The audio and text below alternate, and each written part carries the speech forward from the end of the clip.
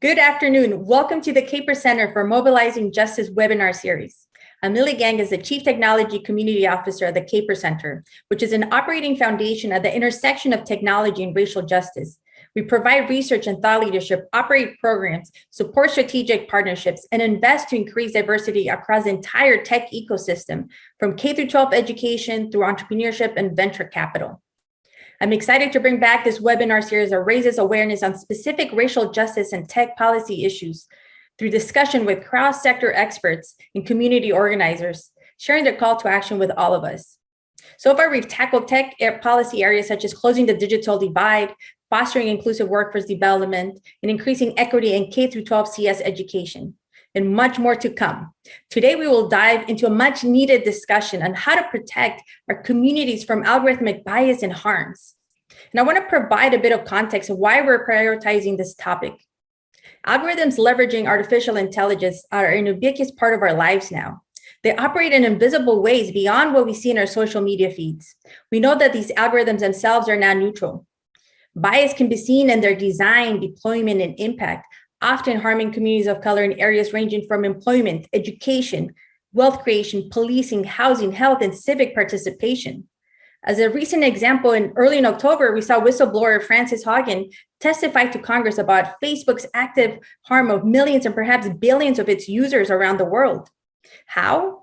Through its algorithms that were designed to boost engagement and advertising revenue, all while knowing the negative impact. More civil rights groups are moving to hold these tech companies accountable for failing to address the racism misinformation they are fueling. So what is algorithmic bias? How does it disproportionately and negatively impact marginalized communities? And how do we take action to protect the civil rights of all of our communities?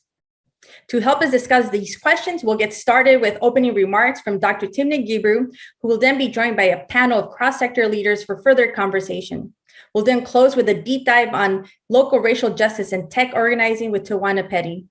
I want to provide a huge thank you to Caper Center's Senior Associate of CS Equity and Justice, Shayna White, who curated this amazing webinar and will be your moderator for today. So feel free to share your key takeaways on Twitter, tag Caper Center, use the hashtag Mobilize for Justice.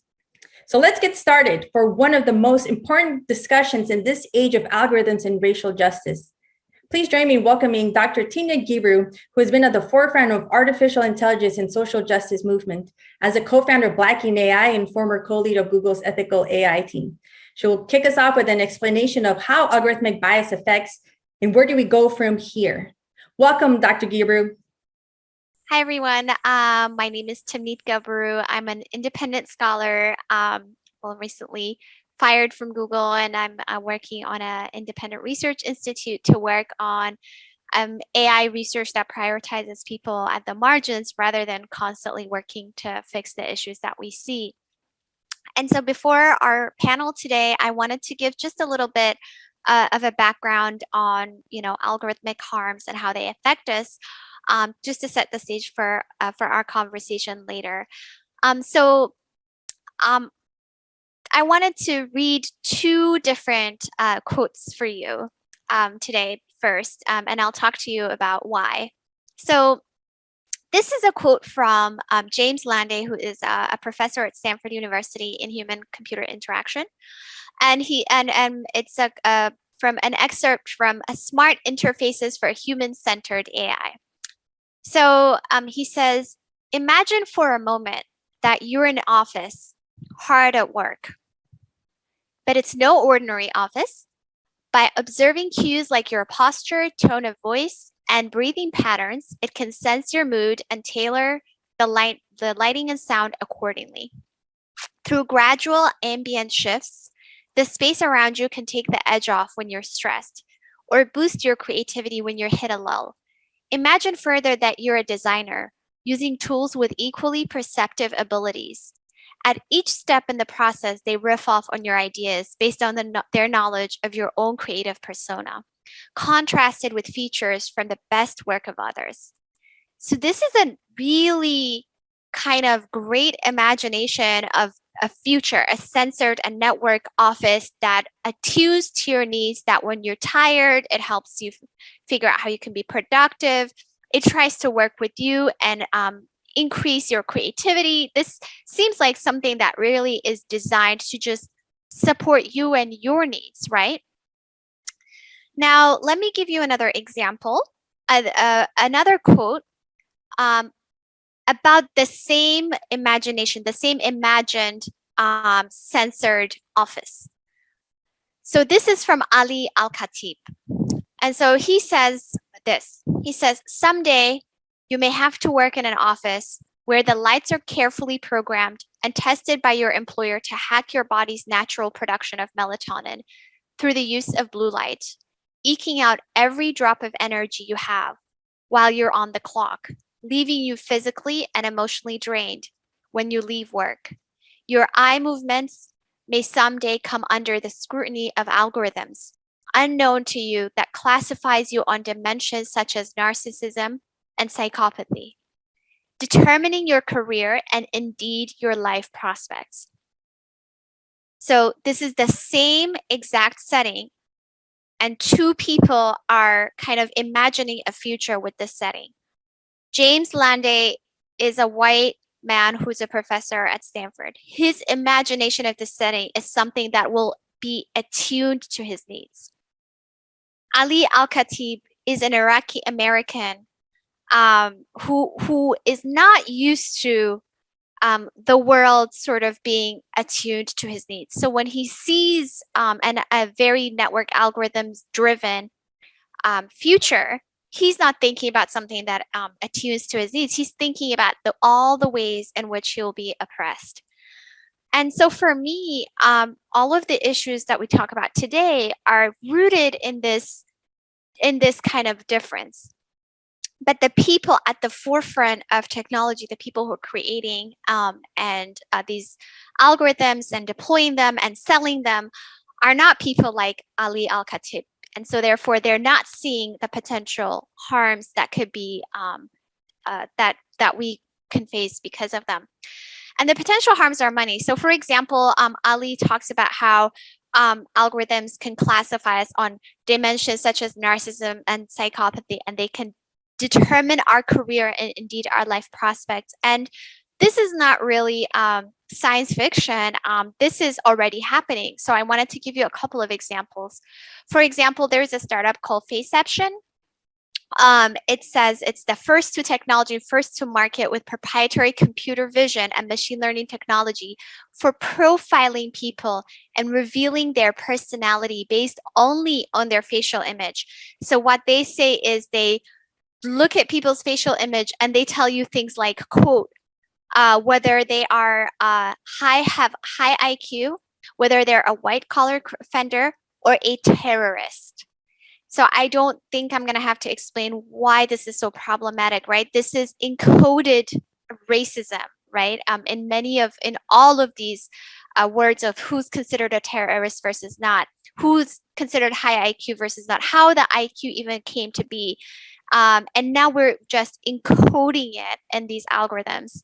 And so some groups of people are going to be much more harmed than others, right? Another example is this organization called HireVue that actually stopped doing this, but they used to have, so they still have recorded interviews. So this organization is basically automated recruiting tool. So like they have an automated tool that looks at people's resumes, and then they kind of determine who should be interviewed. And then they have this automated tool that people are recorded for like 30 minutes or more when they're doing an interview. And so when you talk to the people who are being interviewed with this tool, they don't really have a good experience. But HireVue is not kind of catering to the potential employees. It's catering to the potential employers. So one of the things they used to do is, in addition to this automated resume screening tool, they used to also have what's called emotion detection or emotion classification software that would analyze people's faces and say, if there are any cues more than what you're saying about that, that could be about you, that could be given to the employer. Now, imagine, first of all, can you really detect someone's emotions from their face? And even if you can't, should you be able to do it? And imagine there is like one mistake that classifies me as angry all the time. Now I won't be able to get a job anywhere because HireVue is used all over the world by across the board by many different types of companies, ranging from Nike to IBM to nonprofits to governmental organizations. And the last example I wanted to give is surveillance, right? So there's been a lot of talk about how face recognition has much higher error rates for darker skinned people, especially darker skinned women, than lighter skinned men. And so this was partly based on a paper I wrote with Joy Bulamini, who was the lead author of this work, and it was her master's, based on her master's thesis. But the other question is whether even if it works perfectly well, what is it being used for, right? Here's one example in Maryland. So there was this article from 2016. The article is in 2020, but for example, during the Freddie Gray protests, here is an excerpt of what they were doing. And so it says, police in Baltimore County also use face recognition on social media photos to identify people at the Freddie Gray protest and target them for unrelated arrests. Using face recognition to surveil people at protests and rallies, activities protected by the First Amendment, discourages political participation. So all of these examples to me bring this quote by Mimi Onuha that says, every data set involving people implies subjects and objects, those who collect and those who make up the collected. It is imperative to remember that on both sides, we have human beings. And unfortunately, in the technical world, people often abstract away from these humans, and we talk about numbers and technology as if it's in the abstract. So in my opinion, the algorithmic harms are many. I tried to give a few examples and of these examples. And unless we move to a direction where we're prioritizing people in marginalized groups and their needs of what, when we're building technology, what we want it to solve, how we want it to be used, we're constantly going to be in this situation where certain groups of people, based on their imagination of a great future, create certain technologies that then harm many other groups of people. And then we spend all of this time trying to mitigate that harm. And then the next technology comes and we don't have time to mitigate that harm. And we're always going to be left behind. So one of the things I'm trying to do, so since I was fired from Google, I've been trying to think about how to create different incentives to create technology that actually prioritizes people at the margins. So I'm working on a research institute that'll be launched a year after, in my first year anniversary after getting fired from Google. But the whole point of this research institute is for it to be independent from academia, that powers big tech companies and that has a close-knit relationship with big tech companies. And really, honestly, that's still rooted in white supremacy, and corporations. And so if we try to be as independent as possible, we can try to create different incentive structures for research, right? So instead of having to publish every 2 months, and so therefore not thinking very carefully about the ethical implications of our work, we can take a long time to do one particular research project because we don't have to abide by the incentive structures in academia or corporations. And instead of having to work on research projects that people in these corporations or really academic institutions prioritize, which don't prioritize the needs of people at the margins, we can prioritize the research questions that we want to answer. So some of the things that we've worked on or we've been working on, one example I can give is there's this project that we worked on analyzing spatial apartheid using satellite imagery. So for example, spatial apartheid is basically like segregation in the US, but it is based on the Group Areas Act, which said that certain non-white groups of people, certain groups of people have to live in specific locations, for example, townships for Black people. And so even though apartheid supposedly ended in the early 90s, we have lots of evidence to see that it's still the legacies of apartheid are alive and well today. And when we look at satellite imagery, we can analyze how there are very visual characteristics that tell us how townships look and how suburbs look. And so we can analyze how those have changed across time and see, how their legacies of apartheid are changing. Are they changing or not? So that's one example of a project that we can work in our research institute, and we can prioritize. We can value lived experiences. The lead researcher in this project is someone who grew up in a township, so this is a very personal project for her.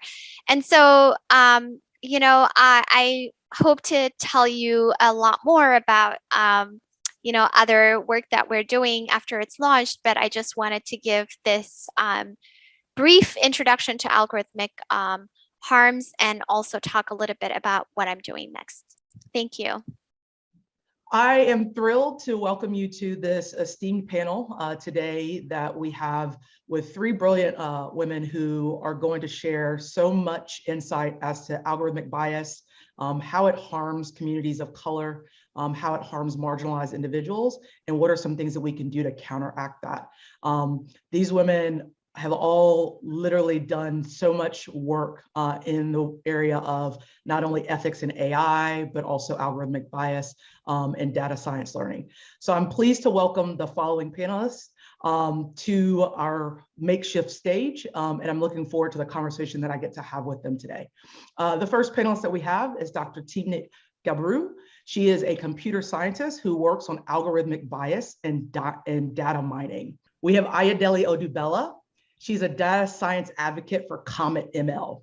She combines her background in marketing and passion for data and analytics to educate data scientists on model reproducibility and experiment tracking. And then our other panelist is Mia Dan. She is the CEO of Lighthouse 3, strategic research and advisory firm in California. She advises global organizations on responsible innovation at scale with new emerging technologies. Thank you all three for joining us today. So my first question is going to go to all three of you, and I don't care what order you decide to answer, but we just want to know right now, we feel like this is such a pressing time for this issue. So what are some of the current issues related to algorithmic bias that people of color especially should be aware of? I can start with a couple. I think there are a couple. I think there are. I'll give two examples, maybe. Both of which might be have now been getting more attention. One is surveillance related technologies. And so while the more academic or technical conversation in algorithmic bias has been very limited in my view to, data set bias, et cetera. There's also issues of privacy and surveillance, even if the algorithms work perfectly as intended. And so there are a number of movements, for example, again, surveillance of marginalized communities, use of face recognition by law enforcement, etc. So that's one example I'd like to give.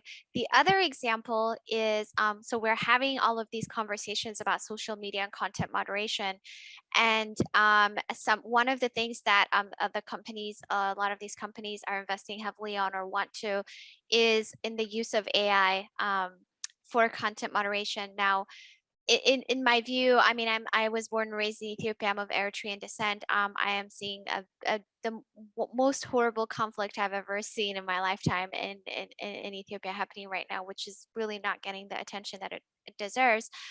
And when you look at content moderation in social media, it's really not, they're doing almost zero in my view. But the other issue is how complex it is, right? So I wanted to give an example about you and how your Shannon, how for example, your Twitter account was suspended, right? I gave this example in another talk, sorry. But so on Twitter, for example, they have this policy that you're not supposed to, it's a violation of policy to deny mass atrocities and, for example, genocide and things like that if they can verify it, right? So Senator Rick Santorum had this comment saying that America was birthed from nothing and dismissed genocide that took place against Native Americans, Native American community. That's a denial of genocide in my view. So that should be seen as a policy violation. But what happened was when you commented saying, sorry, I don't mean to, I just think it's a good example, because I can give an example about each of us and how this has happened to us. Example, sorry, you said, with your little racist nonsense, go play in traffic or something. They're like, oh, no, it violates our policy of bullying and self-harm and stuff. So then they shut down your account, right? So I guess this example for me highlights, the selective nature of how they're enforcing whatever policies and how it really is a power dynamic. So we need to talk more about the shift in power that's necessary to kind of dismantle these algorithmic harms that we have. I'm sorry for giving that example. That's okay. Everybody at K4 Center clowns me about getting kicked off Twitter too, so it's all good. But for me, it's just a really an example of how it is a platform that is rooted in white supremacy. Absolutely. Mia or Ida? There we go. Either one. Yeah, I think just to piggyback off that a little bit, that power dynamic is so important that it's in everything, in the way that algorithms are used without our knowledge. I think one of the worst outcomes of this has been the lack of transparency. There's a healthcare algorithm that has been studied to be incredibly show large disparities between like racial groups, but is used on like 200 million Americans. We don't really have the option to opt out if you have health insurance or if you go to the hospital. The lack of transparency gives us no option to remove ourselves or opt out from these systems either. So that's just another example of that power structure being so one-sided, and we users, citizens, everyone, we're just kind of at the mercy of how they choose to deploy these algorithms without much say in that process whatsoever. Agree 100% with what you said. So let me share some context for what I'm about to share. It's not to date myself, but I started in Silicon Valley when no one cared what Facebook was doing. Nobody cared what Zuckerberg was doing. He's just this young person who's trying to do something, is working on this little site. It wasn't the Goliath it is today. Bezos, people thought he was crazy. Why is he building all these warehouses? You fast forward to today, and these companies have so much power. So since then, I've been running a lot of meetup groups, so I have an inside view as well as an external view of the Valley. And the power dynamic that you mentioned, it's always been skewed in favor of the men, the white tech bros. So I feel the biggest issue right now with algorithmic bias is we keep framing it as a technical issue. It's actually a societal issue. It is a power inequality, misalignment issue where there are women who are being actively kept out of those conversations. And just recently when we saw Twitter came out and said that, okay, we know what's happening with our site. We see this amplification of right-wing content because of the algorithm. We know the what, we don't know the why. And on the other extreme, you see Facebook who's saying, just been doing this hand waving thing and just dismissing, like, no, it's just your imagination. And now we know that's just a business model. So the biggest issue I feel right now is not having the right people in the room, whether it's a leadership team, whether it's people on the development teams, people who are making decisions as to how these algorithms are going to be deployed, and not really listening to scholars like Dr. Gebru, Sophia Noble. There are so many amazing women who've written books about these. They've written papers. So we know the what. We also know the why because of their work. The question is, how are we going to now stop this? How are you going to protect our communities from harm? I was thinking, oh, sorry. I was just going to say, I was thinking about this issue of content moderation, for example, because, I was getting harassed on online and stuff, and it was, yeah, it was bad. But when it's really hit me is when I'm looking at it and the conflict and the setting that it is right now, that's truly what's been shocking for me.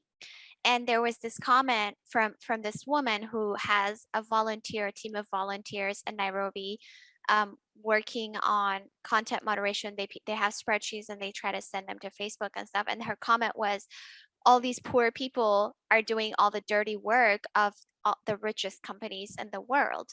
And really what I'm coming down to is that if they spent all of the resources that are necessary to do this, there is no way they would be as big, as powerful, and as profitable. So they're just literally artificially creating this profit margin because they're creating unsafe products that are unregulated, that are out there, And so if they really put in all of the resources necessary, and it's not just Facebook, I would say all the social media companies, I think their profit margin would just go so much lower. So I cannot see how there can be anything except for pressure from the outside that will kind of make them move in the right direction. I think from the inside, people can do a lot, but when the bottom line is that your profit margin is going to go just much lower, I just think that we need a lot of urgent action to make sure that they don't harm the public in the way that they're doing right now.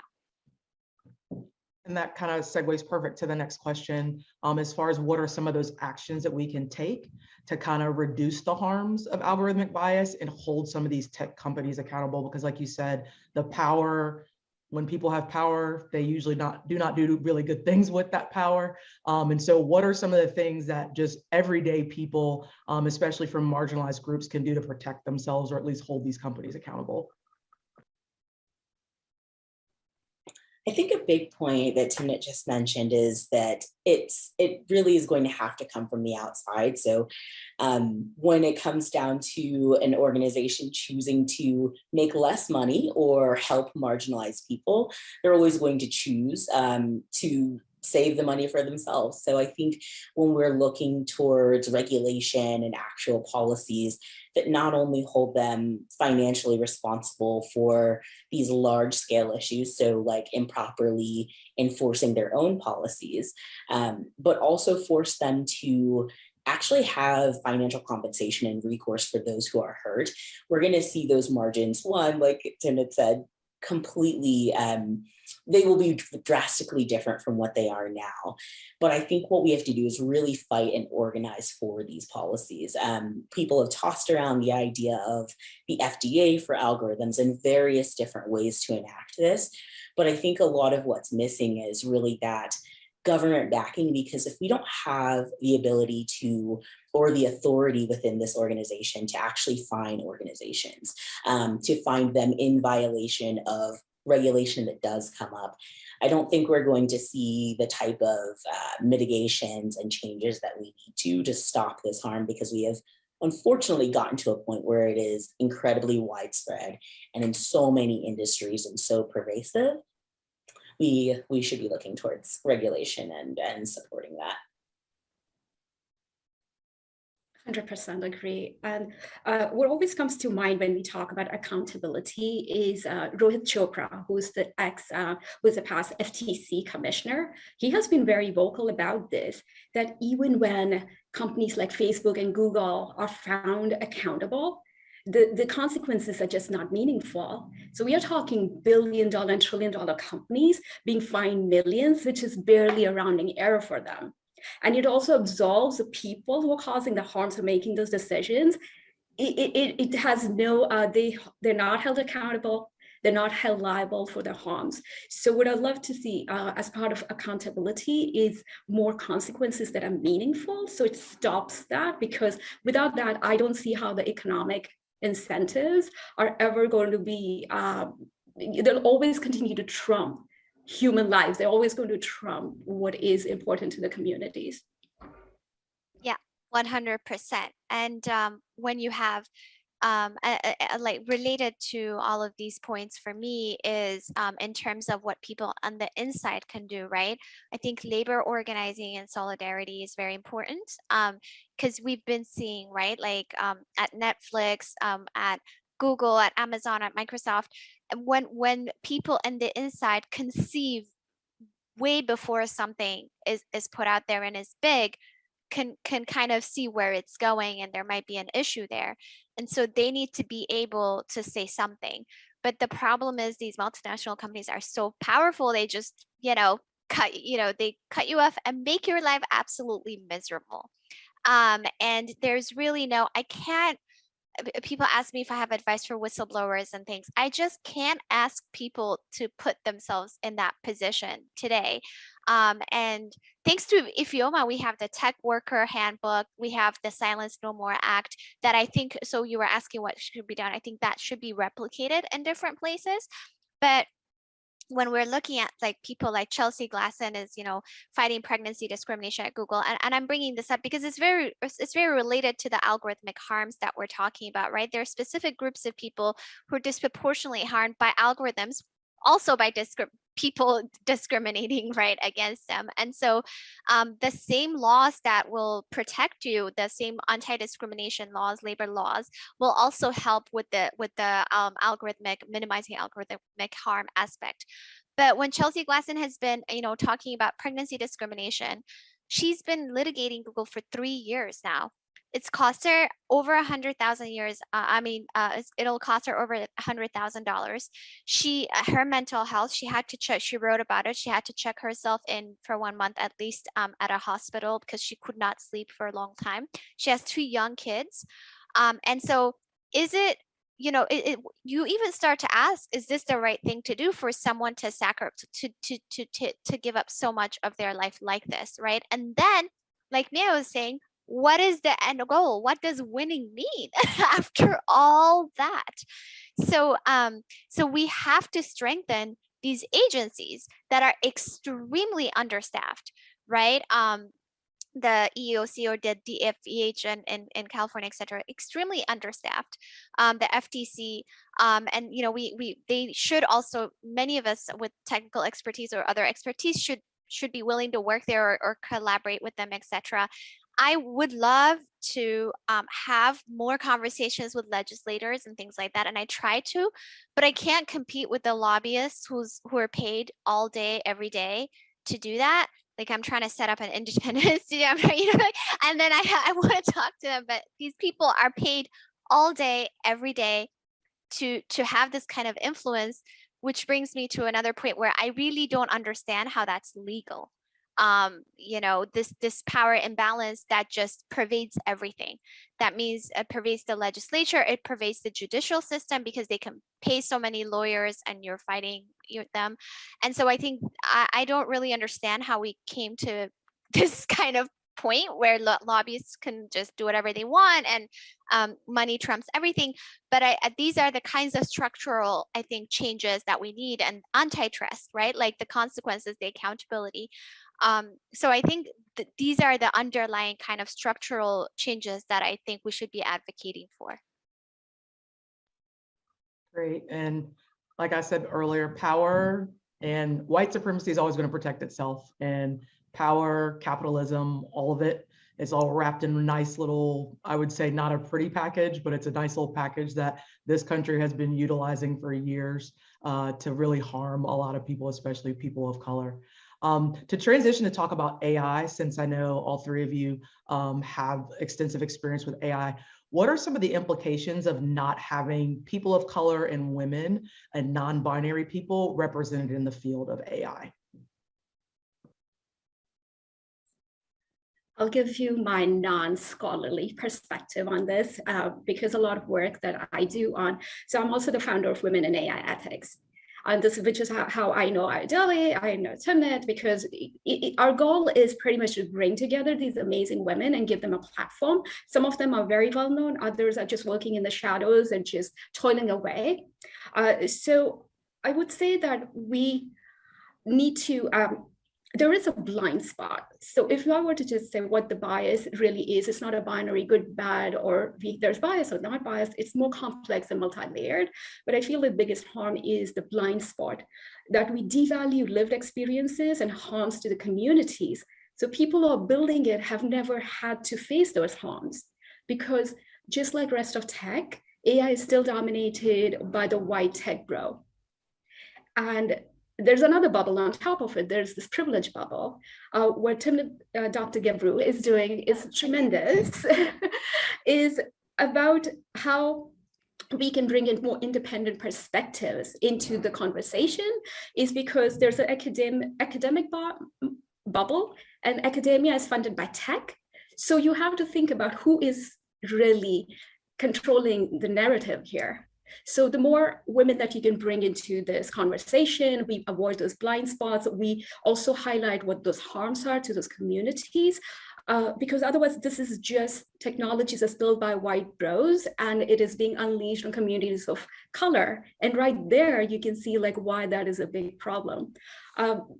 It's interesting how even when women and people of color are included in this conversation, what I've noticed, there's been this trend. Women and people of color are expected to have way higher credentials than any white tech bro. And I've been running events for a long time, and I've hosted many discussions. Invariably, like you said, women have this long resume, and they're required to, just as a price of entry for a seat at the table. And a guy can just walk off the streets, he's white, he gets instant credibility, he gets millions of dollars. I was just thinking about this incident with where, and it happens over and over again, there's two white men who got funded for having a diverse job board, millions. And we have Venny, who's like such a powerhouse in the space, who actually runs, she's a woman of color who runs this job board for diversity, and she's been doing it for a while. And I'm thinking, there's definitely that economic imbalance. We have to look, if we look at where the money's flowing, it is not flowing to the right places. So if we were to start, I would start with that, encourage more people, these organizations who have deep pockets. If you can give millions to like white bros, why can't you give millions to people of color and women? And look at what magic they do. I mean, they're already doing so much with so little. Imagine what they could do if that funding was channeled to them. Yeah, I was just you know, I mean, honestly, if we were to think about how unfair things are, I would get so angry, and then I'd be so upset that they were able to make me so angry, and that, you know, this is always my, you know, the thing about it just never ceases to amaze me. I mean, I've had so many experiences with this. And not just white men, even any man next to me, and how they get automatically credit for everything that I do, that they don't contribute to, they would literally get all the funding, all the leadership, all the whatever. And I'm like, what is happening right now? I've seen this happen so many times. And we have to do so much with so little. And we can't make a mistake. I was thinking, so when I got fired from Google, and newsflash, and one of the things that happened was that they were talking about, oh, there was this paper that we wrote that they wanted us to retract, and the way they did it, it was so disrespectful and condescending. And it was a lot of white guys who, even though they didn't want me to know the who was asking for this to happen, but the tone, they would say, oh, this paper addresses a problem that many of us care about. Really?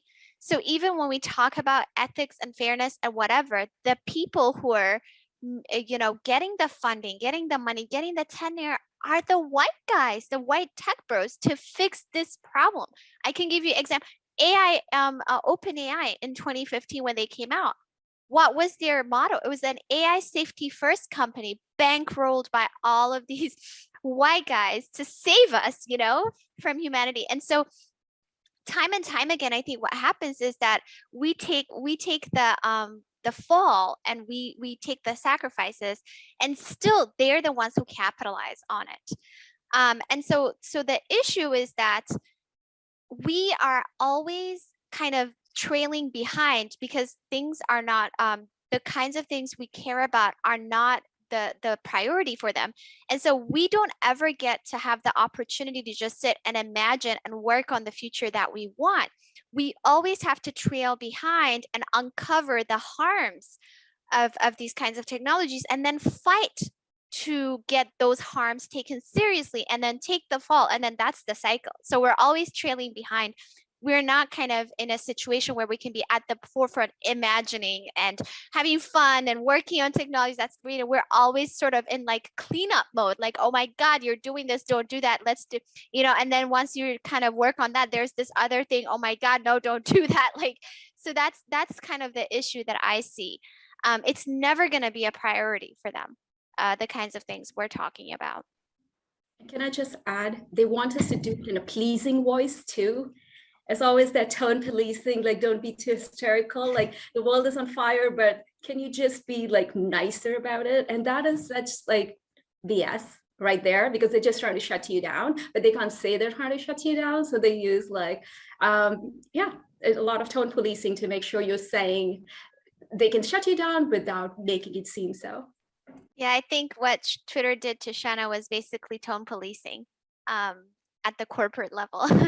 Sorry, you were going to say something. No, just in line with all of that, I see it very much as marginalized people, women, people of color are almost relegated as the maids of harmful AI. Like, you want us to clean it up. We're not allowed to innovate and be at the forefront of things, like you said, that are it's not just innovative, but are built with inclusion and built with harm mitigation at the forefront. But I also think even in the cycle of just product development, like, what's the problem with not having women and people of color and have in positions of power in leadership in building AI? Well, of course, we get horrible technology and a million examples of that. But then we also get the duplicate harm of being the ones to clean it up. So being the ones to be exposed to harmful content that impacts us personally, individually, in order to make things better, but not really seeing the benefits of that. So then we have to fight to have that taken seriously. And all of that, I feel, compounds on the mental toll, the actual harm caused to individuals when we're relegated to this kind of clean up after me sort of position. And then even in that, it's always harmful. If we're looking at people who have been rejected for loans, people who have, like, there's every type of scenario that we could think about this personally. especially when I'm looking at healthcare, I think about my family's health. I think about their experiences in the medical world, and it is not the same as someone who is an upper middle class white man. They are not experiencing the compoundness of that harm by saying, I wonder how many of my family members have encountered this. I wonder how many times I have been denied because of my zip code, my skin tone. Those things, I think, unfortunately, just amplify the fact that it takes a massive mental toll for the people who are trying to fix this and don't get to have leadership in building inclusive products. You know, I wanted to give one example when I thought about it when you're talking, is the exclusion of gender minorities and how you start kind of creating products that don't make sense and then fixing them in ways that don't make sense, etc. So one example of that is automatic gender recognition tools, or we can call them automatic gender ascription tools, right? These are tools that look at your face and then give a binary kind of male, female, sex label, or they don't even kind of, you already start to see the issues, right? They don't even say whether it's a sex label or a gender label. They don't, they make assumptions that this is kind of static across time or across cultures, that there is just a binary gender label, etc. And then for what reason? Why do we need this kind of what is it used for, right? Obviously, if you had gender minorities who were at the forefront, not just sitting around having to listen to people, but like making the decisions of what products to put out there, they wouldn't put this kind of product that's harmful, right? And then in our paper, Joy Bulamini and I, and this was basically her master's thesis project, showed that even within that kind of framework, they have a much higher error rate for darker skinned women than lighter skinned between men, which they don't have almost no error rate for. And so then the way they were trying to fix it was to say, okay, like let's fix that error rates, that equalize that error rates. But when you come down to it, it's like this product should just not even exist. You should not even have an automatic gender recognition rule. And there's many people, trans women in particular, who've written, and trans men in particular, who've written about this. So for example, Morgan Klaus is one. He wrote a paper about how this how it affects, harms people in the trans community, etc. And so and Alexandra, and who was on the ethical AI team before, has done a lot of studies. So I mean, so if you just had a couple of people there at the forefront, they would already tell you, right? But that's just one example, right? Where they put it out there and then they were like trying to fix it, where we just shouldn't even have this product. So we have so many of these kinds of things that are happening because of the exclusion of so many groups of people who make up the majority of people in the world, actually, right? How people say minority. No, I mean, it's the majority that's excluded from the world. And I guess this is the question that I've been wrestling with, is that y'all talk about kind of the toxic nature and kind of almost some of the trauma that you have to relive to clean up the mess of the tech bros. But I guess how maybe do we increase representation without harming putting those Black women, trans people at the front of this development process for anything related to AI or just product development in general? I think a huge aspect is genuinely changing some of our priorities in the workplace. So this may be an effect from regulation, but instead of prioritizing things like development schedules and bottom line and how much a product makes out of this, the revenue percentage a product contributes to, maybe we also start thinking about the societal impact and have a way to, one, include that in our development process if we're thinking about big tech companies. I think the other really big portion here is understanding how important data is. And so one, there should be organizations that help more with creating the evaluation data. So when I look at like the biggest problems in AI, I think about the development life cycle, and then I think about the evaluation life cycle. So when we are trying to fix models that are out there, getting this data that's representative enough, that actually looks at varying different factors, is incredibly difficult, and organizations can almost never do this on their own. But I think that's another aspect that we kind of fail during all of these steps in the life cycle, but we fail especially because we take the wrong kinds of methods to go and collect representative data. So one example is Google trying to take photos of like homeless people for small, like things like Amazon gift cards for $5. If we're not able to do those things, and I hate to say in an ethical way, but at least with respect to like human life and dignity, it's going to be hard to increase representation both internally and also in how well our products and our AIs actually perform. What Idoli just said reminded me of this great paper that Alex Hanna has just co-authored with Emily Bender about the genealogy of data sets, right? Machine learning data sets. And I do believe there is a need to look at it more comprehensively, because when we start looking only at, is this technology accurate? We're missing the point. It's not the accuracy measure. It's, was this data gathered ethically? What about the people who are gathering the data? Does it have the right context? Were the right people involved? Was there consent to gather this data before even you start building these algorithms and making sure there's representation on their teams? I feel there's danger of just making like simplistic solutions or reducing it to just, there's just one thing. If you solve this, it's going to be good. It needs to be much more comprehensive, look at the entire set. And even if you did everything right, if it's being deployed in a community where it's causing harms, we really need to make sure that even that's considered and those communities are included in that conversation from start to finish. But I would like to highlight one thing, which is obvious to everyone here, but it needs to be said out aloud, which is there's representation, like seat at the table, and then there's actually listening to those voices, right?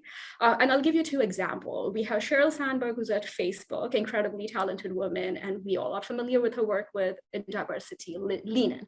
And then we have Dr. Timnit Gebru, who spoke up, voiced her concerns about and leaned in.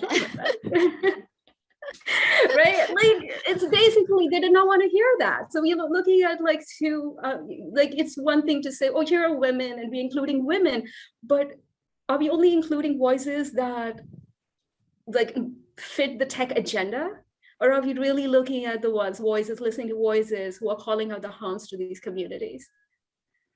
Yeah, I think we should attack it at all fronts.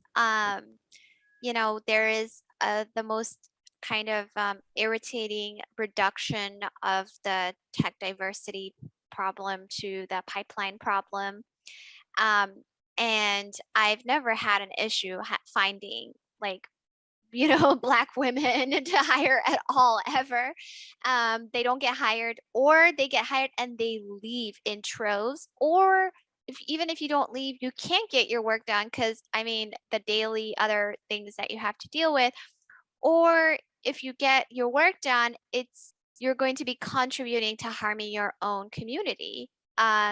So I think that first there have to be structures that we can go to that are not, the choice cannot just be, oh, I either don't do this or I go to a place that is going to contribute to harming my community too, even if I'm successful.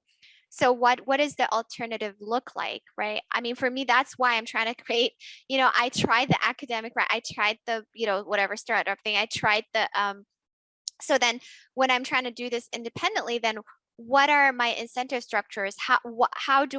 How can I be allowed to create a different incentive structure? Then there's all the like the fundraising and all of these other things. I'm still in an ecosystem, right? You're never independent. So the whole entire ecosystem has to account for like trying to have structural changes. But even within corporations, then that's where the labor movement comes in, so that we can protect the people who speak up, so that they can't just be spat out like I was, right? And I was a lucky one. I was a very visible, lucky person, even though they did all this to me. There's how many others are there in my situation that can't do it? And so even individual leaders, and for me, it starts at the leadership level, can do a lot to protect their team. So imagine if my manager, Sammy, who was a director, he was trying to protect our team and he was trying to protect me. But imagine if he didn't come out in my defense and said something different, like said I was a problem. It would still have gone differently. So even individuals can use their privilege within these corporations to shield the people under them. I still think that that's a very important thing to do. And we can still create networks and opportunities that we have, to try to give those opportunities or make those opportunities available to other people too, in spite of all of these issues that exist. So I think we just have to attack it at all fronts. But the issue for me is that, I gave this talk at Grace Hopper, if we're now beholden to these organizations. So when we think about just a pipeline problem, we can create yet another problem. That is, we can, have these events and conferences and things and depend yet again on the powerful companies for our funding and for our other things, which means then we can't stand up to them. We can't protect our people at all because we have to be quiet. We can't take a stand. And so in trying to work on one part of the problem, we can create yet another problem. So I just think it's a thing where we have to, all of the things that we're doing, are important, but having to holding these corporations accountable and these organizations accountable, I think is key, because we keep on trying to bring people to a toxic place, and then those people won't hire them. Like even in academia, right? Like they won't get hired, they won't get accepted, they won't, or they'll be miserable once they get there. And so I think it starts from actually, contrary to popular belief, where they just want to push it down to the pipeline, whatever, it starts from the top. Thank you. Now we're going to transition, because you mentioned it a little bit before about surveillance and how this stuff actually impacts K-12 education. A lot of times K-12 education isn't necessarily discussed, but it's like the source of a lot of the harms that people experience very young, especially surveillance wise, data collection, et cetera. So I would just love to hear from y'all, what ways do you think the curriculum should change as far as teaching about AI and bias? How do we prepare our youth to combat surveillance and all these things that are harming our communities? What are some things that we can do to better equip our K-12 students to help fight this algorithmic bias and AI ethical issues?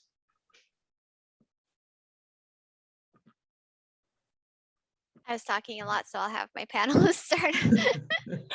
I think in part, it shouldn't just be education about what AI is and how to use it. I know that started to get adopted in a lot of places around the country and really around the world, but we should also be teaching hand in hand with that, both the flaws and the problems we've seen, as well as methods to actually be critical of AI. And I think that's one of the things that, because it has been relatively recent, it's very hard. We are hardly at this point in industry with best practices or really great mitigation tactics. But as we develop curriculums, young people need to be critical, and when they see and understand the signs of an automated system being used against them. And I think that is, you can see it from examples from surveillance in K-12, just looking at the pandemic and the impact of remote school. But being able to identify these and then feeling empowered enough to speak up, feeling empowered enough to press the issue or send that email and ask what's going on, or at that company and ask what's going on. There's been a lot of this recently. I actually really love it on TikTok, where people are starting to question the algorithm on TikTok, and it's starting to get people who are younger really having a critical eye for these things. I think that's one of the larger areas that we can focus on, and as well as showing and demonstrating some ways to combat them. We can't really wait on the industry to change and have nice, short, and easy to read like terms and conditions. So being able to educate people on, yes, it's 20 pages, but you still should understand what you're signing up to. Yes, you should still understand what kind of data you're giving them. Maybe you reconsider your privacy settings and you dig through all of the settings to change those, but really encouraging people to play a more active role instead of kind of falling back into almost tech and data nihilism, where we're like, well, if you're going to have everything about me, whatever, but it is actually far more impactful than that. So I have an incident to share. I was at an AI conference in Oxford, and this Asian woman came to me after the conference and said, my husband wants our children to learn, like we have 2 boys and wants them to learn coding and programming, and I'm not so sure. What do you think? So I'm a parent of a 17-year-old trans non-binary child who has struggled throughout their education, going through the American school system. And I feel from personal experience and everything I've seen out there is the American education system is just failing both the children, the students, but also the educators. And I feel we saw a lot of those cracks, right, during the pandemic, because the system is designed to create rule followers, not critical thinkers. And we deprioritize, and the deprioritization of mental health, self-care, it all starts at a very young age. The adherence to deadlines, it doesn't matter what your mental health is, where you are. My child was at risk of self-harm for a long time. So it was a very hard journey. And the school system is just not set up to support children with those needs. And those children then go into the tech world where they're exploited, they're abused, they're not allowed to speak up because during their schooling, this is not a done thing. So to Ayodeli's point, we need to be encouraging our children to speak up. My kid finally just dropped out of high school altogether. And luckily they were one of the people, they managed to figure out a way, and they started at NYU. Wow, congratulations. Thank you. But they're one of the rare ones who've managed to, I would say, hack the system, figure out a path that worked for them. But how many children are just falling through the cracks? So my advice to this woman was, as an immigrant, we made so many sacrifices, and parents make a lot of sacrifices for the children. So why would you be training your child and not give those choices to your children so that they're not just cheap labor for tech companies and the billionaire overlords, right? Like, equip them if you can, if you're privileged enough, give them the power. And this is what happens when you have a radical thinker that literally, I just got, like, I borrowed this from my kid. They loaned it to me. So if you do it right, then you have children, the next generation, who is more thoughtful. They're willing to speak up because we've encouraged them to speak up. And let's face it, kids know where it's at. They don't get up one morning and say, I'll take this soul-crushing job at Amazon. Who cares if it, like, okay, as long as it pays me so much, right? They don't get up one morning. It's something they're learning from us. They're learning from society. So I would just say, like, we should be encouraging our children to just openly debate these technologies and full transparency, right, Ayodeli? I mean, what she said. We should be giving them the support and not say, oh my gosh, no, you should just behave, stay in line, listen to what everybody says. Yeah, more critical thinkers and fewer rule followers. That's my radical philosophy on parenting, but that's just me. Yeah, I could not agree more, because all throughout school, higher education, K to 12, what you learn is you do this, and you'll get an A. If you get an A, you're a good student. If you're a good student, you'll get this next thing. If you get this next thing, you'll get this next thing.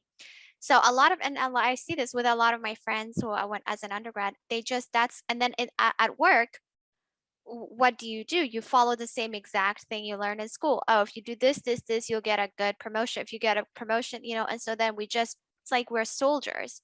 And I remember reading this article from an engineer a long time ago. He was talking about the history of engineering and its ties to the military, and how the term civil engineering came when they built something for the first time that wasn't tied to the military. And he was just talking about how the way we're taught engineering is basically like how, teaching us how to be soldiers. And it's extremely dangerous because all throughout the world wars, every single time there is such a huge investment in technology, it's because there is a war or a cold war or a real war, or they're preparing for war. And the way the government is currently talking about it, and this national AI task force or whatever they have, it's all this competition with China. Who is that helping? It's not, and I know it has to be the Eric Schmidt, another tech billionaire, and all of these companies with multinational companies with monopolies. They're the ones who are driving this. Oh, hey, we have to do innovation, or China's going to do. This is not helping the average American citizen, Chinese citizen, Russian citizen, or any other citizen. But this is the kind of rhetoric that we're having, and so at the, like you said, if we have a different education system at the K-12 system, then we have a generation that thinks differently. And then we can have these, actually, like some of the most important things that we need, like social safety nets instead of wars, right? Like a lot of AI is used for wars. Like, I mean, I was reading up on some very scary developments. And so that's one of the most important things. The second one I would say is that, looking back at my education, I never learned about like the labor movement. For example, Hicks, actually they wrote a tech historian. They wrote this piece called "Hacking the System," like sys, and so so Hicks had this other article on Wired recently about comparing big tech to the big three, the three car companies, and that history. Really, I barely know about that history at all, right? But when we look at the labor movements and how people tried to squash it, and the union busting things that are going on, and then like basically how every single technological company or advancement kind of skirts regulation and creates harm, and then we're stuck with it for a long time, like that would have been extremely influential for me if I learned about that in my education. Also, if I learned about, for instance, Simone Brown's book, Dark Matters, the history of surveillance, and how any type of tech, that whether it's lanterns or, computer vision, was used for enhanced surveillance, that would have been incredibly influential to me in my thinking. And whereas right now, the way we learn about science and technology is the quote unquote view from nowhere, right? That it's kind of this objective meritocracy, whatever thing. And I think that we really need to move away from that. And then that can create people who are, because all of us, what we want to do is or I don't know what I wanted to do. I didn't really think about my future. I was just thinking about, first of all, a job. And somebody gave me a job at Apple, and I was super happy. And then I bought, and it seemed like a cult, but I bought into the whole, Silicon Valley is so innovative and this and that. And that was sort of my education at Stanford too, right? And if I had a different kind of education, a different set of things I learned about, I think I would have, really been influenced by that. Yeah, I would just piggyback as a 16-year veteran educator up until February. Our schools are just like prisons. We just care about compliance. And for me, student agency was a big thing in my classroom. The students would be surprised. They're like, "You're letting me think for myself?" Yes, that's part of growing up. That's part of you becoming a full-fledged citizen adult in this country. But kids don't know how to do that because they're basically taught to take tests, and that's it. Not think critically, not problem solve. And then we throw in, hey, you get to code in this class, but then we tell you exactly what you have to code, not like, hey, am I thinking about this code as far as like the user end? Like, who is this person that's going to get maybe this app that I'm coding, and is it accessible to them? Like, we don't have them answer those questions. Just kind of like, you code this, you get an A, you know what I mean? And then that's just the end of it. Or you take this test and you move on to the next grade. So it's a very compliance-based K-12 education system. So I 100% like believe me, I try to combat that with my own two children and make them think critically. And I'm like, if you have a question and something makes you feel uncomfortable, you speak out. I said, let me deal with the ramifications of what your teachers or any adult in your building says. But ultimately, if there's something that does not make you feel comfortable or you see something going wrong, your job is to speak out. So we're just very compliant based in K-12, unfortunately. And I think that that like makes us privy to being able to, for people to surveil us, take data from teachers, from students, just I think that we're just handing it over to tech companies just because nobody in K-12 education is speaking up and saying, you know what, like this is wrong. Y'all are really harming us more than helping us. And the tech companies are actually happy to go in and, Yes. you know, and they're like partnering with all these organizations Mhm. to have the curriculum, right? Because Yep. our goal is for people to work at those tech companies. But my thing is like, if that's not what we want, then we have to create the alternative structures. We can't just go tell people don't work at this company. We Right. have to provide alternatives, right? Right. But my question to you, I guess, I'm sorry, I'm playing your role now, is you know, how do we make progress when there's so much backlash? Like, as an immigrant, when I came to the States, I knew about the racism in the States, but I did not experience, and I came and I was like, whoa, okay. But then what I learned in high school was just not computing with my experiences. And then when I went to college is when I said, I'm going to take this class on civil rights in the 20th century, etc. I'm going to do that, like, because this does not compute with my experiences. And then I was like, well, that makes sense. That's the thing that makes sense to me. I had to seek it out. I was taught something completely different. Now there's all of a sudden they've discovered the word critical race theory, and like they're all going, you know, insane. So even when we try to make a little bit of progress, there's all of this backlash. So I guess my question is like, how do we make that progress? How do we do it? And it goes back to something that you said earlier. It starts with the leadership. Luckily for me, a lot of the school buildings that I worked in early in my career, I had very supportive principals that were kind of like, we trust you. We know that you have the kids' best interest at mind, and you actually develop relationships with their families, their caretakers, their parents, and the kids. So it's kind of like a big community in your classroom. And there are a lot of teachers that do that in other content areas. And I know I have a lot of really good friends in ELA that do that really good community building with their students and their families, and make this kind of like a group project to how we're going to make everybody better, how we're going to recognize all the identities that are in the world and in the classroom, those types of things. But I think the other thing is sometimes teachers have to not worry about not like getting in trouble. People always say about like ask for forgiveness later. Like I never did. I just did it and said, this is best for the kids. And if you want to punish me for that, then go ahead. And I know that that's hard for some teachers to like rationalize that, but I tell people all the time, I'm like, I work in Georgia. I was in a right to work state. They could have fired me for anything. They tried to fire me for my Twitter account when I called out Walter Scott's shooting, him getting shot in the back, and saying like, how can you reform police if this guy is running away and they're shooting him in the back? And they were doxing me. They were calling my school, telling me to get fired, all this stuff. And I just made a very general comment.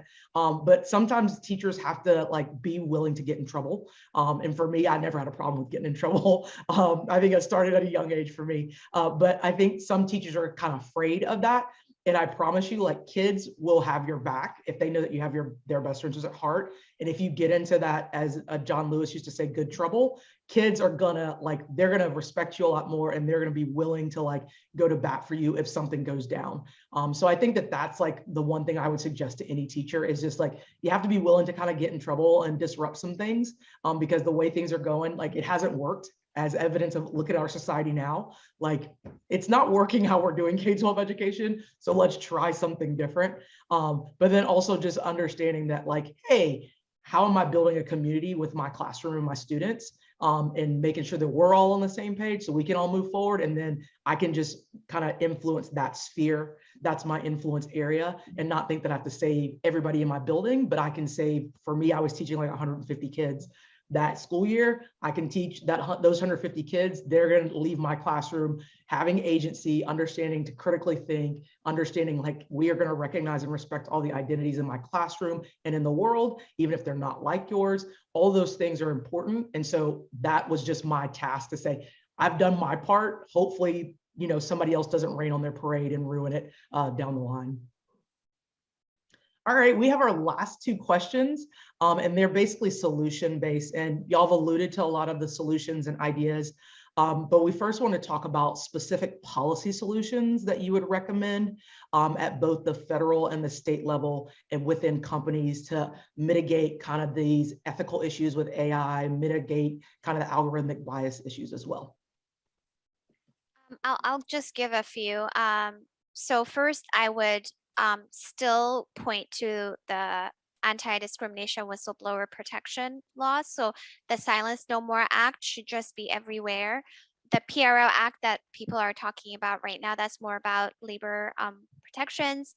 And in terms of there's like Algorithmic Accountability Act that people are working on, and but the U.S. is extremely behind in terms of data protection, etc. in my view, and so at the very least there should be, some of the things that are happening in Europe, right? Like there's the general data protection regulation, some of these kind of proposed regulations talk about transparency as well.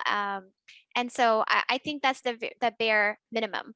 But honestly, in my view, without the labor protection, that the other stuff in my view is not going to work, because who's going to expose, like how are people going to expose things? How are people who expose things going to be protected? So I think that's sort of my current view. Some of my thoughts around this, one, totally agree with these things, especially labor protections, in that it is unfortunately almost always marginalized people who end up dealing with the blowback as well.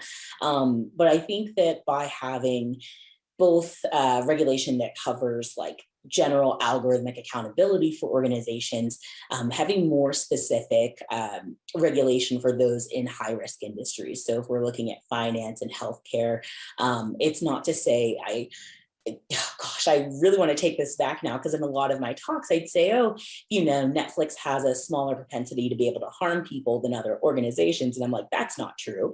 They absolutely have the same ability to harm large groups of people with nearly no repercussions. But I think that we'll also start to see legitimate licensure for AI developers or AI development teams. And by going at it in a way that more traditional engineering has and other high impact roles, doctors, lawyers, there are certain standards you have to meet. I think we would see people be less willing to participate in creating these kinds of technologies. And they would also, within that licensing process, understand the mitigation tactics, understand the factors that go into algorithmic harm, whether it's model choice, whether it's imbalanced data, having it not be such a wild west for anyone to go in and create things that can harm people. It's not a bad thing in itself that you can write like a neural network in 11 lines of Python, but it is a bad thing when anyone can do this and then deploy this on large amounts of people or deploy it on a large scale.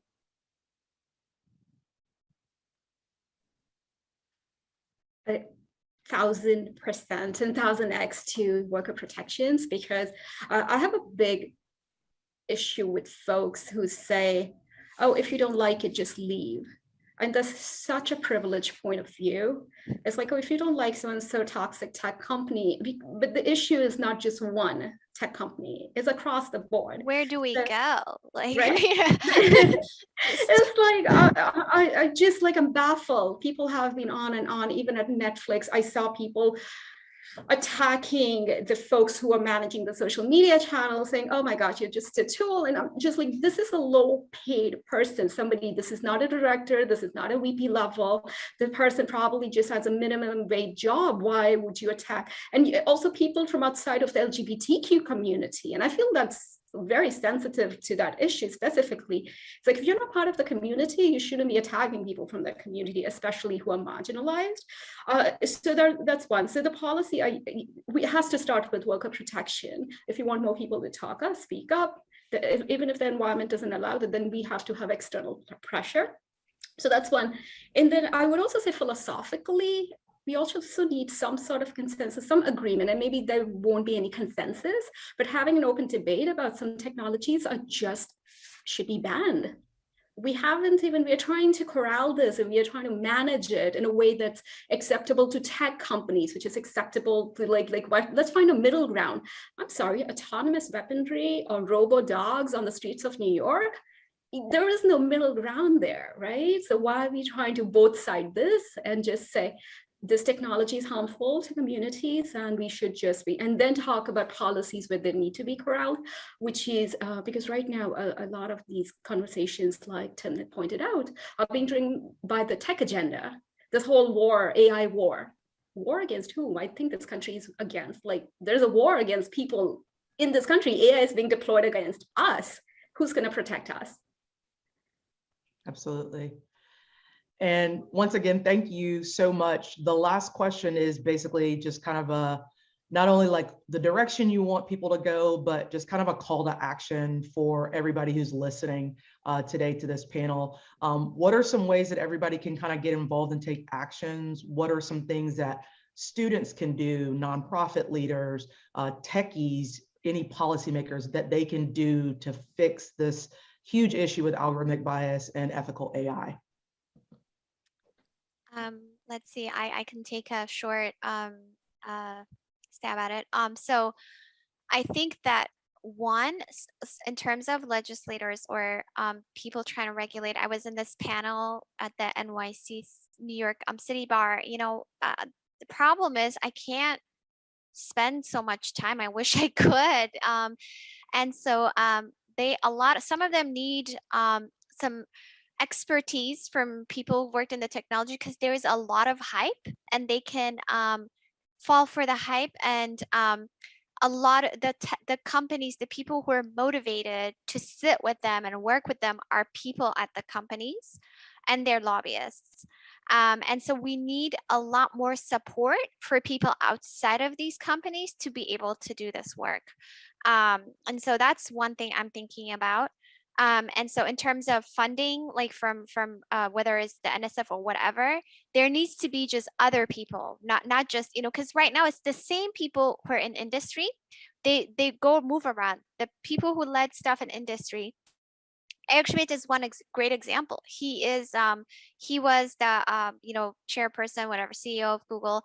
Now he's at working with this in the government, having a lot of influence in the U.S. government. And then if you look at Stanford, Hennessy was president at Stanford University for like 15 years. Now he's president of the board at Google. A Google board. It's just the same friends, the same circles of people. So we need those other voices to be uplifted, but we don't have time. Each of us don't have so much time. So there needs to be a lot more of us kind of being able to do this kind of work. And so that's one of the things I want to say. And then the second one is that for nonprofit, so teachers, do what you did, Shannon did, I guess. And I think it's the way the education system, the way we're teaching about technology, et cetera, needs to change.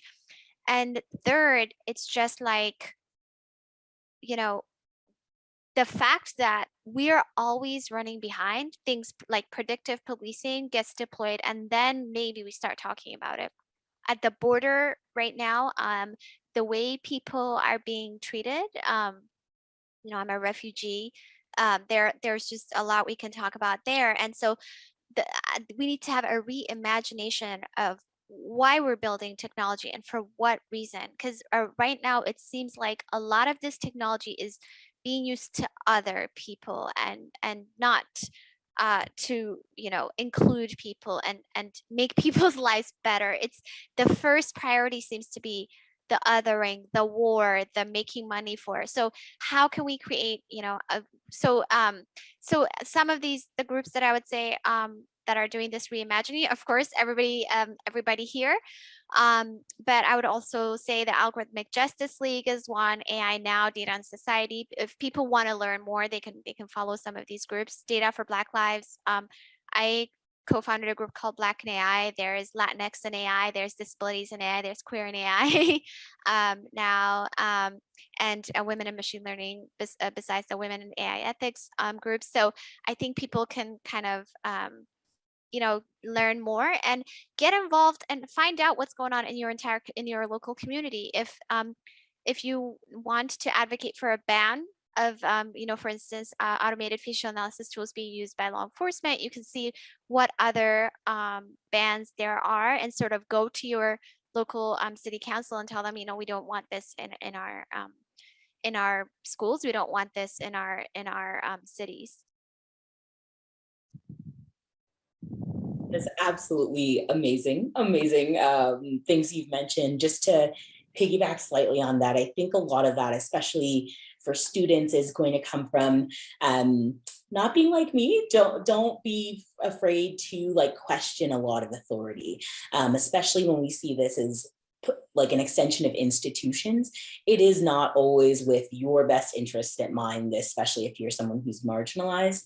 So don't be afraid of policy, and because the things we want to do to create tech that doesn't harm people or harms people less requires us to work a lot more and really relate back to a lot of other labor movements, a lot of other political movements that have nothing to do with technology.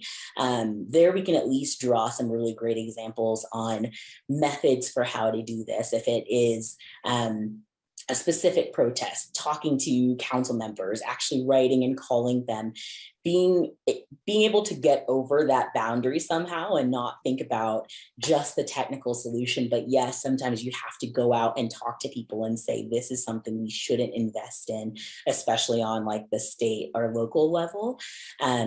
And then I would also say for people who are in the nonprofit side or are policymakers, it shouldn't just be about awareness at this point.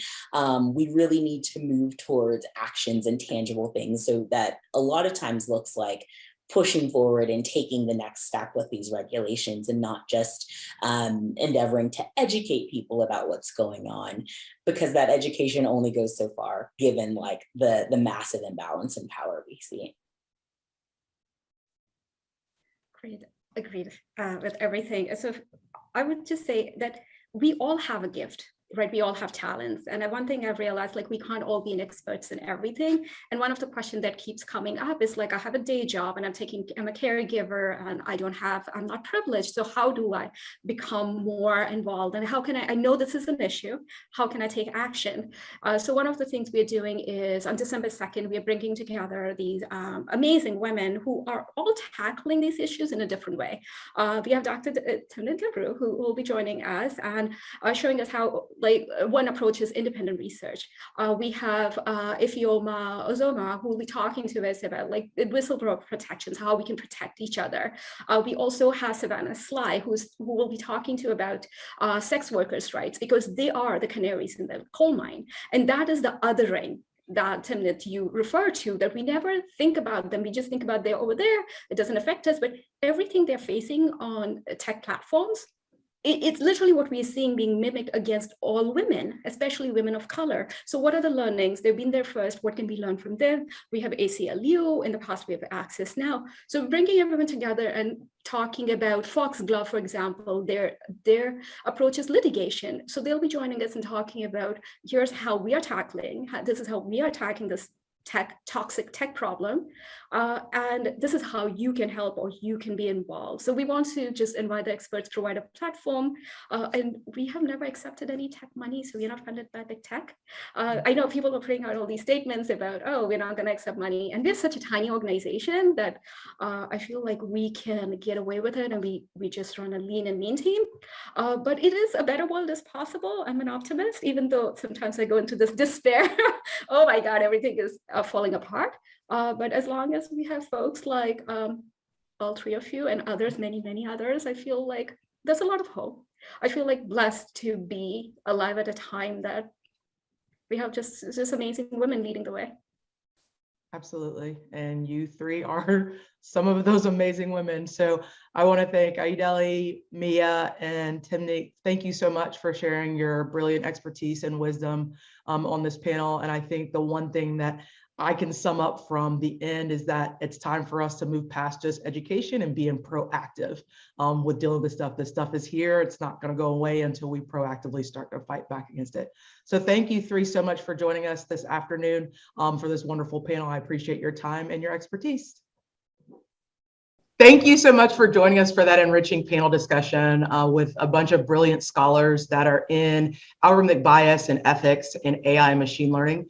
And now we have the privilege of talking to Tawana Petty.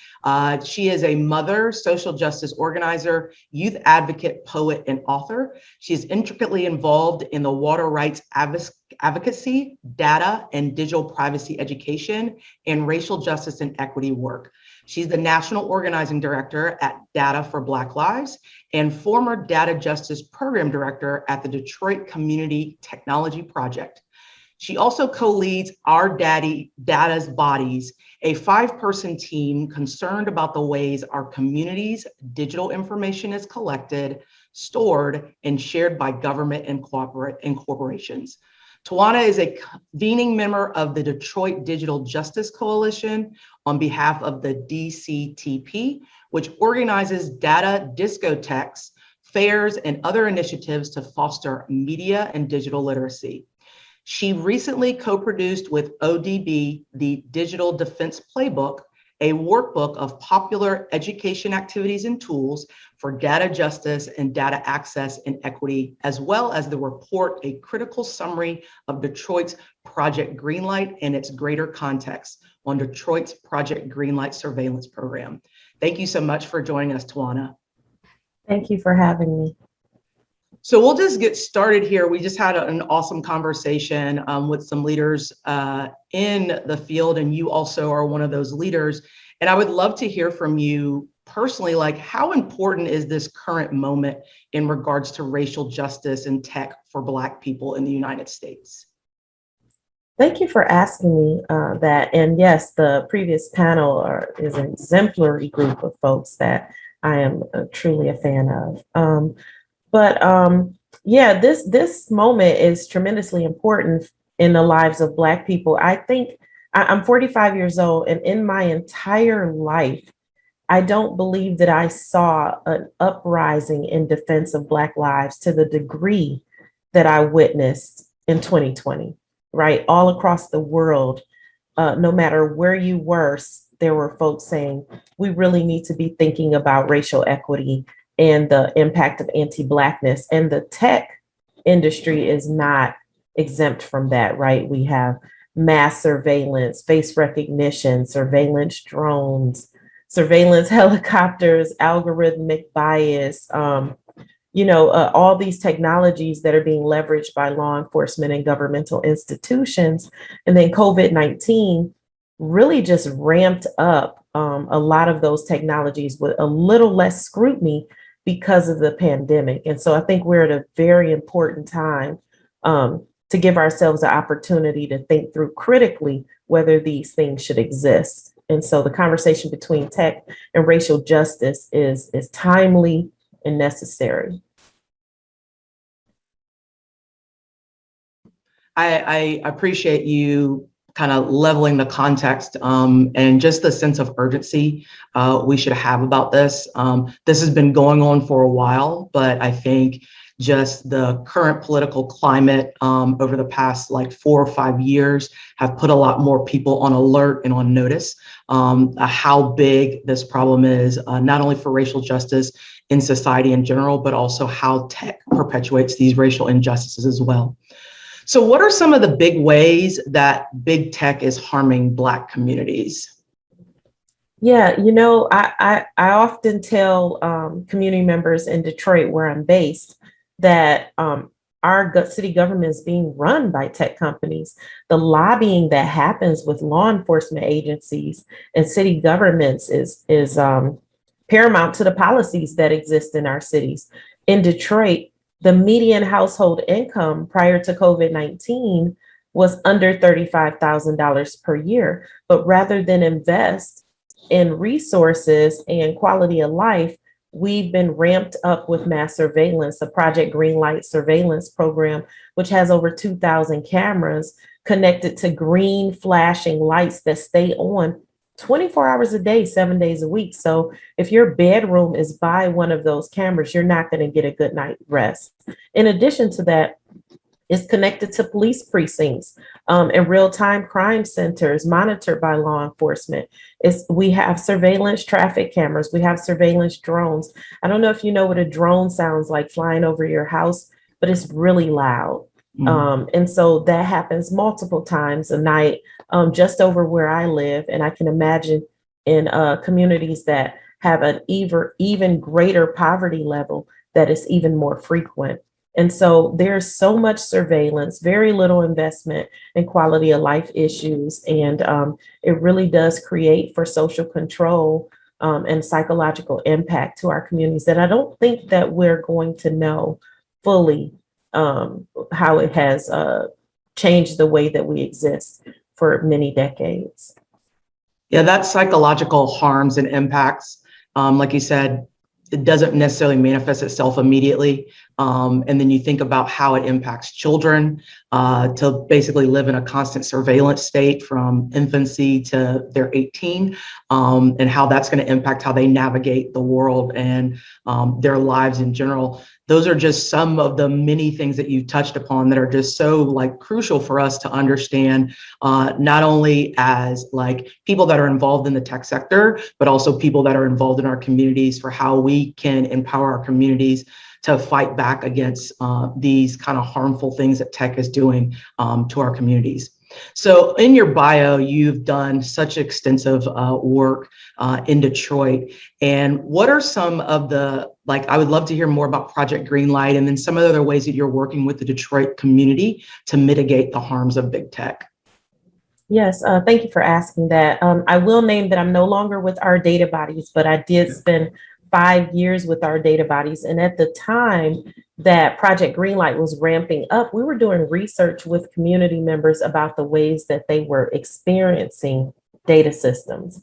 And so as we were hearing from community members across Detroit, Charlotte, and LA, that they were feeling watched but not seen, Project Greenlight was launching with like 8 or 9 gas stations that stayed open late. So they were telling us these green surveillance cameras, they're just going to be at these 8 or 9 gas stations. We just want to make sure that, you know, these places that stay open late into the evening have additional protection.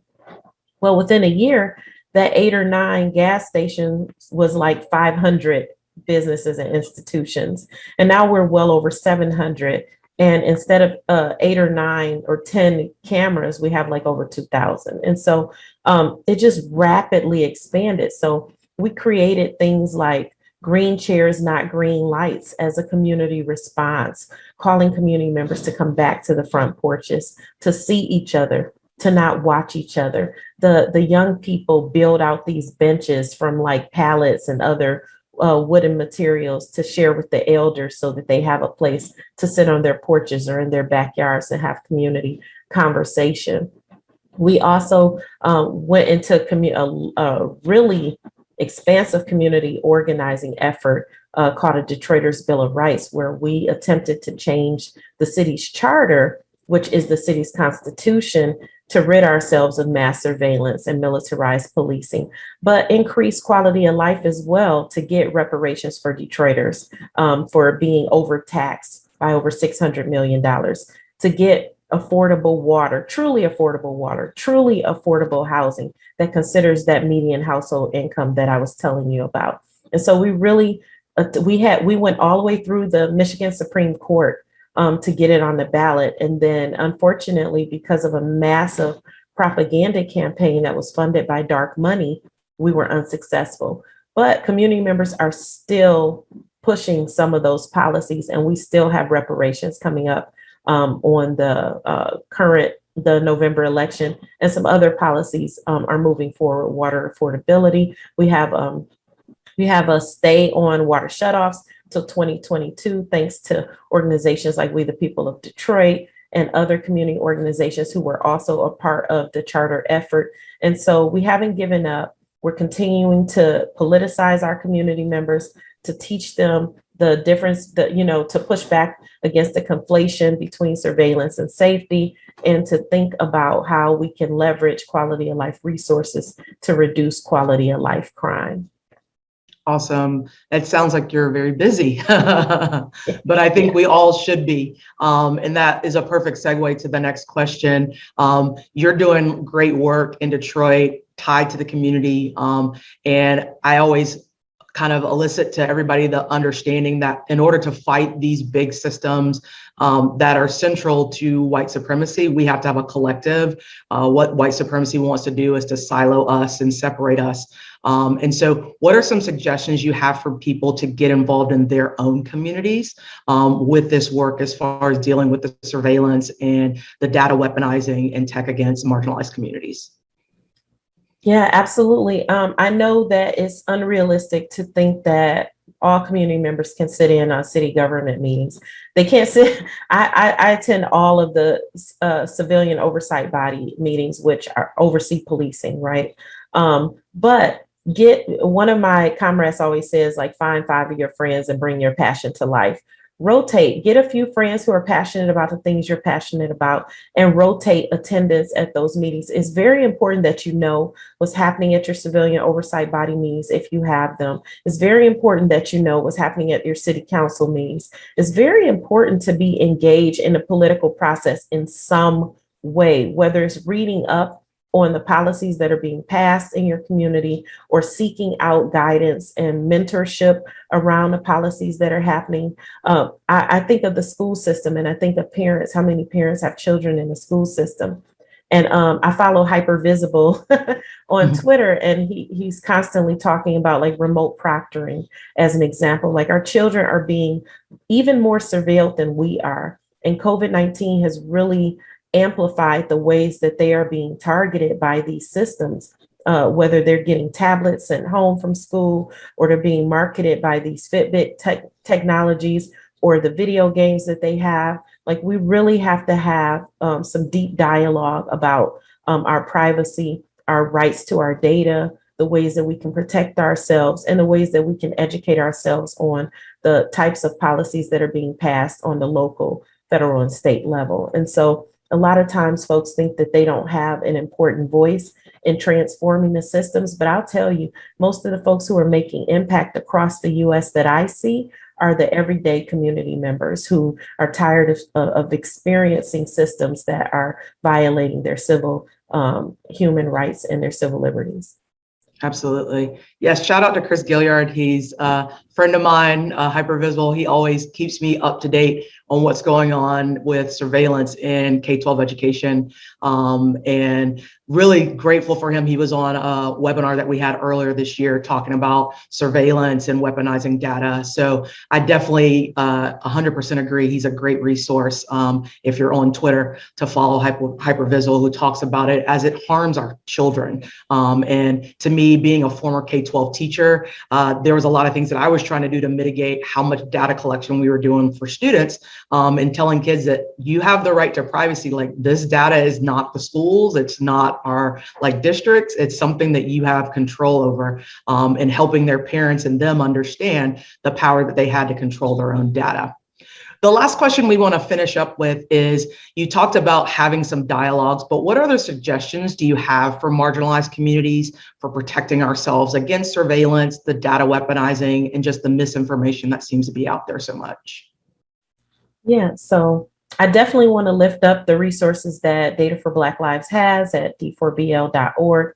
We have a crash course series, which is videos, 3-minute long videos on our YouTube channel. We put out a blog and a microsite on data capitalism. Those are examples of some resources.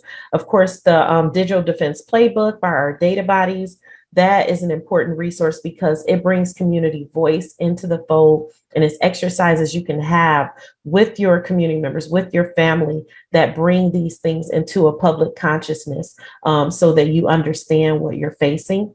And do not do things alone, like be in community with one another. The Green Chairs Not Green Lights campaign is really meant to bring people back into community, to leaning on one another. one of my comrades always says that there are a lot of people suffering in quiet desperation. We have to minimize the number of people suffering in quiet desperation. And I like to lift up my friends who have these really important like quotes that I internalize. And I have another friend who often says, it's better to be an inch wide and a mile deep than a mile wide and an inch deep. So you don't have to be mass mobilizing, right? You can connect to your neighbor. And I always tell people, look up in the sky. What is in the sky? Are there drones? Are there surveillance helicopters? Are there surveillance cameras? We can no longer afford to be oblivious about the things that are existing in our community. And if it's writing a letter to your city council or writing a letter to your city government or going to your school meeting and saying, you know, I don't agree with this policy. It starts with lifting your voice and making sure that you understand you are not alone in this struggle. There are many of us who are fighting against unjust systems and want to be in co-liberation, collective liberation with one another. Absolutely. That's a great summary of what we can do. Lots of actionable steps. And I think the big thing is just find a way to get plugged in and get involved. And I think the really important thing that you mentioned, even if it's just with your neighbor, y'all work together and build your own little neighborhood coalition. You don't have to do these big mass movements. And I think a lot of people sometimes think that, oh, I have to make big change, but sometimes a small change adds up over time. And just making sure that your community is safe, making sure your neighbors are safe, your family is safe, is so important. I want to thank you so much for sharing your brilliance, your time, and your wisdom with us, Tawana. I look forward to continuing to learn from you, and I hope everybody else takes the time to learn from you, especially on Twitter and all the work that you're doing in Detroit, mobilizing there so that we can protect our communities against algorithmic bias, against the harms of AI and the surveillance and the data weaponizing that's going on by big tech in this country. Thank you so much for joining us this afternoon. Thank you for having me. Thank you, Shane and Tawana. What a rich conversation on how each of us can get involved in our local city government and own our political power to create and change legislation to protect communities of color. Learning of how Detroit's Bill of Rights started at the city level and then moved to the state level is a great example of coalitions working together to protect our communities. So for now that you've been watching and you've heard all these different conversations, I encourage you all to start in your city. Learn what's your city stance on bans on facial recognition, for example. In California, we're also looking at AB 13, which is public contracts, which is starting the discussion around auditing automated decision systems. At the federal level, the White House Office of Science and Technology and Policy share their Bill of Rights for an AI-powered world framework. I also encourage you to check out at the federal level, the Algorithmic Justice and Online Platform Transparency Act. Lastly, there were so many gems shared today, such an important discussion and dialogue, but also a call to action. So I want to reshare some of the ones that really stood out for me the most. I encourage you to share the ones that you resonated with the most on Twitter. For me, specifically, the need for more independent research, not just funded by corporations. Creating a call to action to create new incentive structures, and even look at government backing financial consequences. The need to continue to foster critical thinking at all levels in education and taking action. Lastly, there were a lot of different resources and organizations that were mentioned to help you navigate this evolving digital world, such as Algorithmic Justice League, Data for Black Lives, AI Now, Black in AI, Latinx in AI, Women in Ethics, and so many more.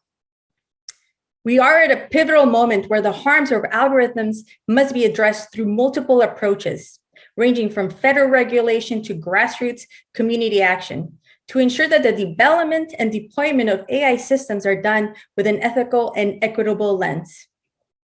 So now that you've gained more awareness, let's continue to move towards action and shift the power to protect and empower our communities. So I thank you so much for joining us, and we hope to see you next time.